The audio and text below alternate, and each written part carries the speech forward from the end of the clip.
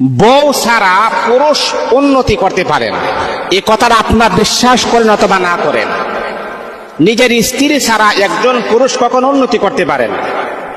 যে স্ত্রীকে আপনি শত্রু মনে করেন আর বাহিরের মানুষদেরকে আপনি আপন মনে করেন, বন্ধু মনে করেন, আর নিজের স্ত্রী, নিজের হালাল স্ত্রী যাকে আপনি শত্রু মনে করেন, মনে রাখতে হবে সেই স্ত্রীটা কিন্তু দিন শেষে, রাত শেষে সেই কিন্তু কল্যাণ কামিতা করে, কল্যাণ চাই।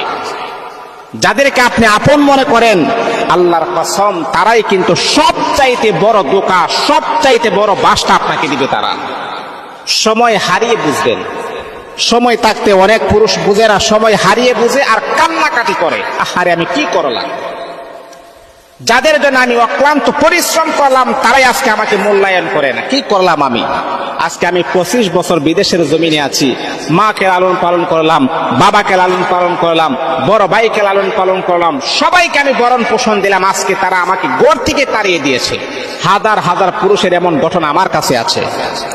মুহতারাম হাজিরিন, আর যেই নারীটাকে আপনি শত্রু মনে করেন, তিলে তিলে তাকে কষ্ট দিয়েছেন, লাশ পর্যন্ত সেই নারীটাই কিন্তু আপনার পাশে থাকে। একজন স্ত্রী চাই আমার স্বামী স্বাবলম্বী হোক। আমার স্বামী যদি স্বাবলম্বী হয়, আমার সন্তান স্বাবলম্বী হবে, আমার মেয়েটা স্বাবলম্বী হবে।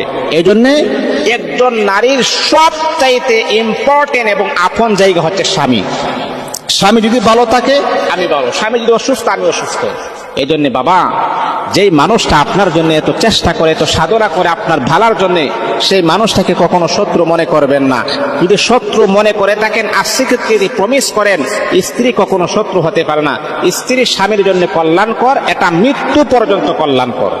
আল্লাহ পাক আমাদের স্বামী স্ত্রীকে জীবন যাপন যেন আরো সুন্দর হয়, আল্লাহ পাক যেন তৌফিক দান করুন।